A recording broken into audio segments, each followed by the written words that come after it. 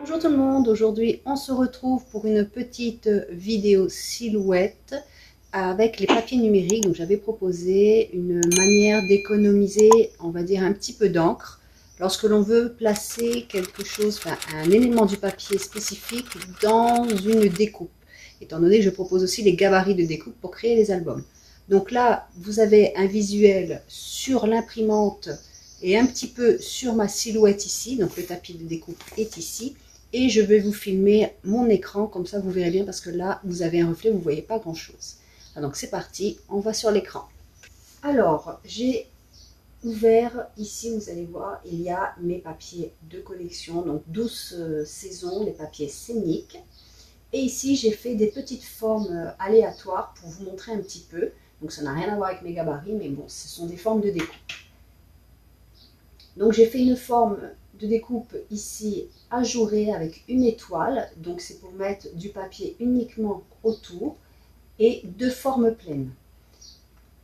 Donc la forme n'a pas d'importance, la technique reste la même.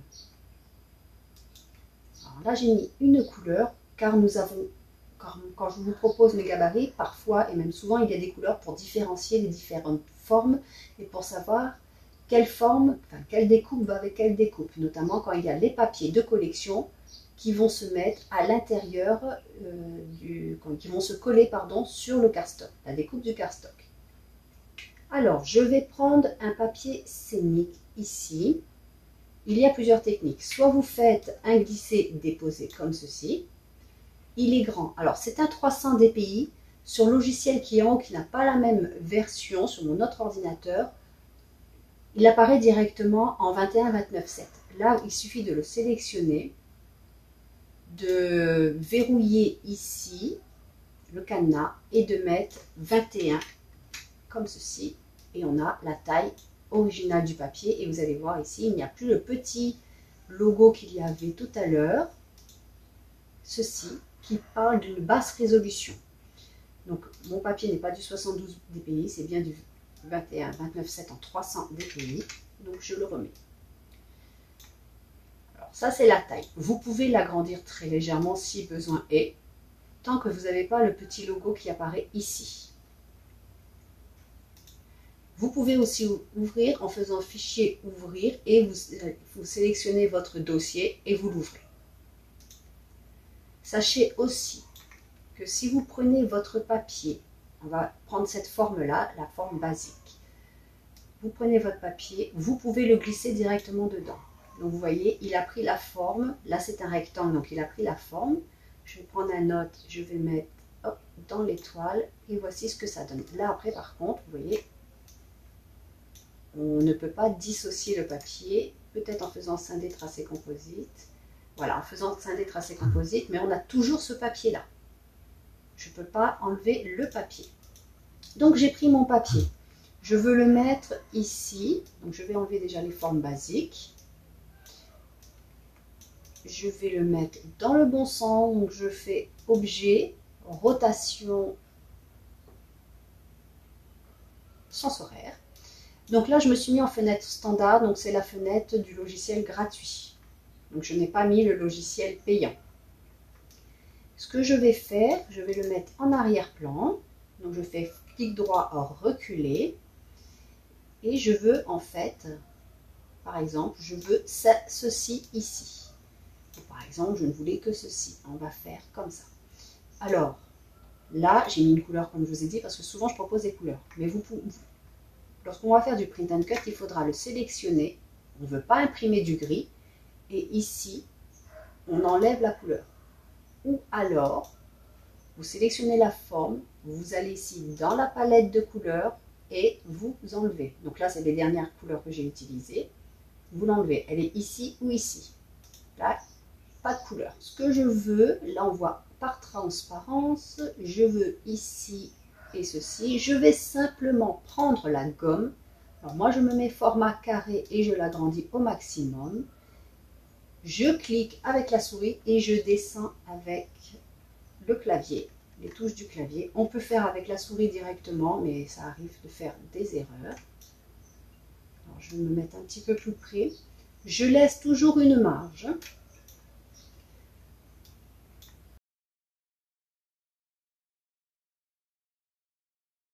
plus ou moins bon.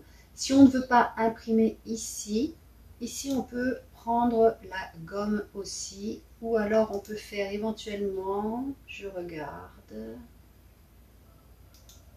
je sélectionne ma forme scindé tracé composite, je sélectionne mon étoile et le papier. Voilà, l'étoile et le papier, et je fais diviser. Là, nous avons un contour parfait de l'étoile. Donc après, il ne faut pas avoir de décalage, bien sûr. Je recule mon papier parce que je n'avais plus mon contour. Là, ce que je vais faire grouper et j'ai ma découpe. Par contre, si je veux faire un badge, uniquement de la tête ici, ce qu'il faut faire, c'est que vous sélectionnez votre forme ronde, c'est la forme du badge par exemple. Je fais clic droit, dupliquer. Donc, j'ai une forme ici identique. Il faut bien qu'elle soit identique pour la suite. Ensuite, je me place là où je veux. C'est pour ça que je propose aussi cette technique. Ça permet d'être beaucoup plus précis que lorsque l'on imprime d'abord le papier et ensuite on envoie la découpe en plaçant nos formes ici sur le logiciel. Donc là, j'ai décidé de faire comme ceci. Je prends ma souris, je fais clic gauche. Je reste enfoncé et je fais un glisser comme ceci avec la souris pour sélectionner le papier et la forme. Ensuite, je vais faire ici à droite, en haut à droite, intersection. Donc je suis bien dans la même fenêtre ici. La fenêtre modifiée. Donc je fais intersection. Et là, j'ai mon image qui est découpée, mais je n'ai pas ma ligne de découpe. C'est pour ça que tout à l'heure, j'avais dit de faire un double. Là maintenant, comme tout à l'heure, je clique gauche, je fais un glisser pour sélectionner les deux, la forme et le papier, pardon. Je vais ici dans la barre en haut et je vais centrer tout ça de manière à ce qu'elles soient bien ensemble. Et là, je peux faire grouper. Là, j'ai cette forme-là qui va être découpée en print and cut. Alors, il n'y a pas de bord. Normalement, il ne devrait pas y avoir de souci. Donc là, c'est deux méthodes différentes. C'est pour vous montrer un petit peu. Alors, sur celle-ci, que pourrait-on faire? On va prendre ceci. Donc là, je n'ai pas mis dans la forme. J'ai mon petit truc qui apparaît en haut. Je mets mon cadenas. Je mets... Ah non, c'est ceci qu'il faut sélectionner. Hein. Pas ma forme qui était là. Je sélectionne mon papier, je mets mon cadenas et j'écris 21. Là, j'ai bien mon papier en 21, 29, 7. Je vais le tourner, donc sélectionner, objet, rotation, dans le sens horaire. Là, nous pouvons avoir ceci. Donc, on peut faire comme tout à l'heure. Je vais le placer en premier plan pour que le papier soit derrière, de manière à bien pouvoir placer ma forme, comme ceci par exemple. Alors je vais dupliquer mon papier, je fais ceci et je fais intersection. Ah, j'ai oublié de dupliquer. Donc avant de faire comme le cercle, je prends ma forme, clic droit, dupliquer. Ma forme, je la mets sur le côté, je place mon cadre comme je le veux, on va dire comme ceci. Hop, je fais déborder un petit peu, je sélectionne les deux, je fais intersection. Maintenant, je reprends ma forme de découpe, je sélectionne les deux et je les centre. Et ensuite, je les groupe de manière à pouvoir les bouger facilement sans prise de tête. Ici, pareil. Alors, par exemple, je n'ai pas proposé la carte 10 par 15 pour cet élément-là. Il n'y a pas la carte, mais vous la voulez. Alors, vous prenez votre outil ici. Donc, le rectangle arrondi ou pas, c'est comme vous le souhaitez. Vous faites votre rectangle. En haut, j'ai dit du 15 par 10 de hauteur. Voilà. Donc j'ai ma forme. Ici, vous pouvez jouer sur les arrondis. Donc ça modifie tous les arrondis en même temps. pas sur le bon outil, il faut bien se mettre sur la flèche lorsque l'on veut faire des modifications. Et on peut modifier comme ceci. Et là, je veux mettre, par exemple, que le hibou. Donc je me place derrière. Hop, comme j'ai dit tout à l'heure, je duplique ma forme pour être sûr d'avoir exactement la même forme. Je sélectionne les deux. Donc vous pouvez aussi sélectionner vous cliquez sur le papier, vous maintenez la touche sur le clavier, flèche vers le haut, donc majuscule, et vous cliquez sur le cadre, et là vous avez les deux aussi qui sont sélectionnés. Et maintenant je fais intersection, je reprends ma forme, je me mets sur les deux, je sélectionne les deux et je centre tout ça. J'ai plus qu'à grouper.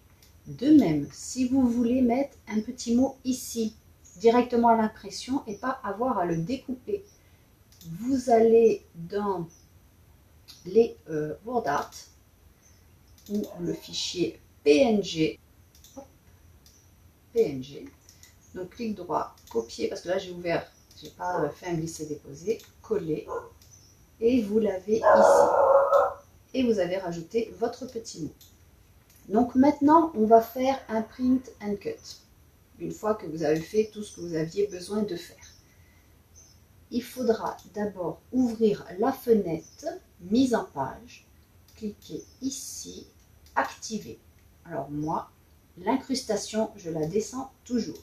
Sachez aussi que si le petit laser de votre logiciel, enfin de votre Cameo ou portrait, ne voit pas correctement vos petits points noirs, ou si votre imprimante n'a pas fait le noir, on va dire, assez sombre pour qu'il soit bien visible, vous pouvez très bien augmenter ici l'épaisseur. Quand j'augmente, vous voyez, ça augmente cette épaisseur-là. Ça peut être intéressant lorsque votre machine, votre silhouette n'a pas détecté les limites pour le print and cut, les repères. Donc vous pouvez le faire, et pareil, vous pouvez aussi augmenter ceci, mais sachez qu'il ne faudra rien mettre là où il y a le petit quadrillage, la petite grille. Donc moi ça je ne le fais pas, je le laisse à peu près comme ceci. Ensuite vous n'avez plus qu'à placer tous vos éléments, donc ça je vais faire grouper. J'ai ceci ici, ici, de même maintenant où tout à l'heure je pouvais le faire, je peux diminuer mon papier. Vous voyez. Donc le design, il est gardé proportionnel, il n'y a pas de souci, comme ceci. Vous pouvez, hop, je vais dupliquer miroir horizontal, tout ça en faisant un clic droit pardon, de la souris. Vous avez un menu qui apparaît et vous l'avez en miroir de manière à pouvoir ensuite le coller dos à dos par exemple et faire aussi un onglet si vous le souhaitez. Donc là, je vais envoyer à l'impression. Donc, fichier, imprimer. Donc, moi, je choisis mon imprimante qui est donc la Epson L6190. Donc, c'est une Epson avec des réservoirs d'encre. Donc, je ne sais pas si vous allez voir, on dirait que si. Vous voyez les niveaux d'encre. J'ai imprimé plus de 1000 papiers depuis que je l'ai et j'ai encore beaucoup d'encre. Donc celle-ci, elle a des réservoirs plus grands que la L3150. Ils sont plus grands, une capacité plus grande en encre. Donc je vais faire fichier imprimer. Donc je regarde déjà mes préférences.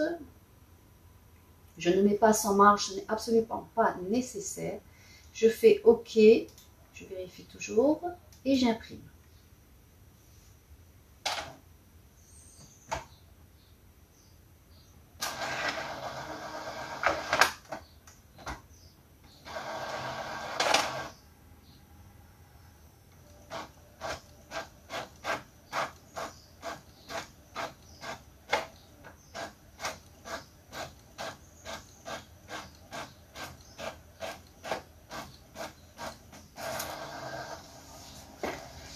Et voici ce que j'obtiens. Donc, bien sûr, ça n'a pas imprimé dans la croix. Je n'ai que mes petits visages pour le badge.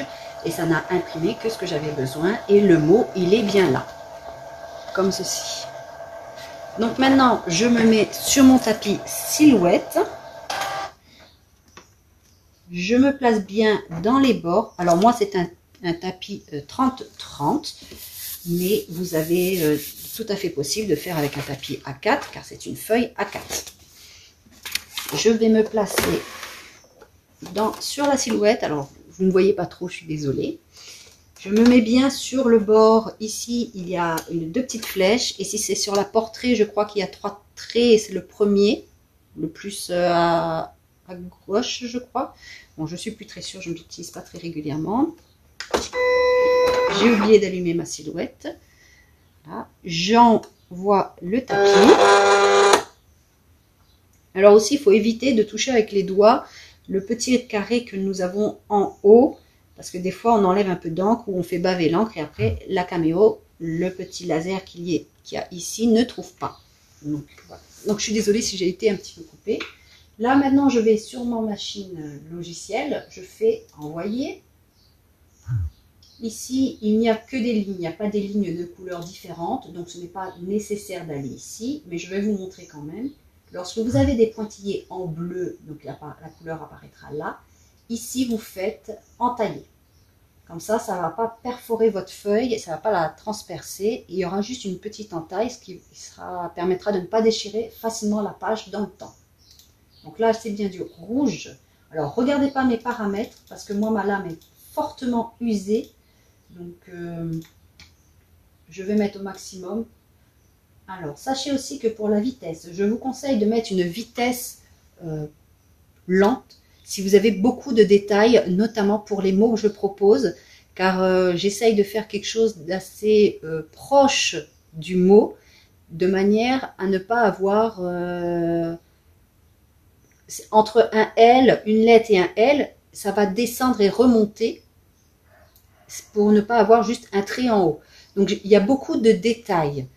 Donc, je vous conseille de faire une lente. Ici, il n'y a pas de détails particuliers. L'étoile est simple et ensuite, c'est des ronds et des rectangles et des formes arrondies. Donc, c'est assez simple. Là, par contre, ce que je propose de faire, c'est cocher ici à côté du triangle. Donc, j'espère que je vais pouvoir vous mettre l'écran. Vous cochez ceci, ça va permettre à la lame de se lever et de se remettre et pas de tourner et de prendre un risque d'arracher vos papiers. Notamment pour l'étoile, c'est intéressant. Et maintenant, je n'ai plus qu'à faire envoyer. Donc, envoyer.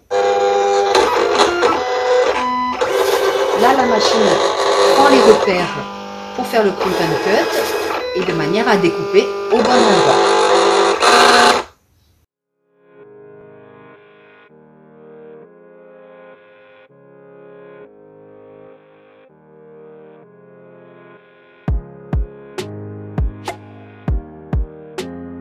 Maintenant, avant de retirer surtout la feuille du tapis de transport, je vous conseille de décaler sur un angle et de vérifier ça a bien découpé. Alors là, ma lame est vraiment usée, ça n'a pas découpé correctement. Ce que je fais, je n'enlève surtout pas ma feuille de transport de la machine et je refais envoyer.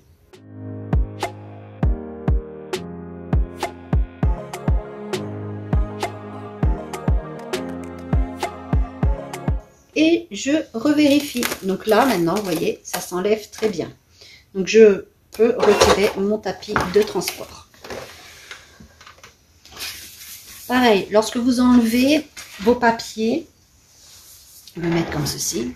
Lorsque vous enlevez vos papiers du tapis de transport, c'est pas le papier que l'on enlève, sinon ça va être courbé.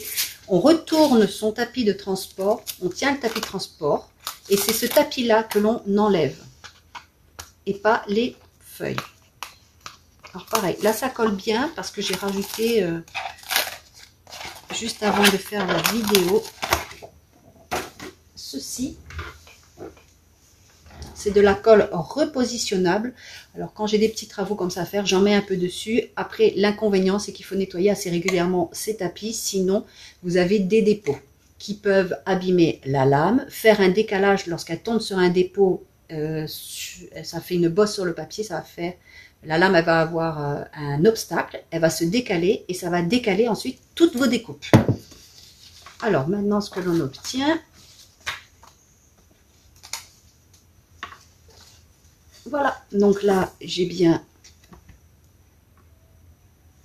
mon petit visage, bien découpé, j'ai plus qu'à les mettre dos à dos. Je peux mettre un aimant entre les deux pour pouvoir coller par exemple, ou mettre une filpette pour que ça serve de fermeture. Donc vous n'êtes pas obligé de faire des ronds, vous pouvez faire d'autres formes. Ici, avec ma petite étoile, alors là je vois bien que ma lame a besoin d'être changée.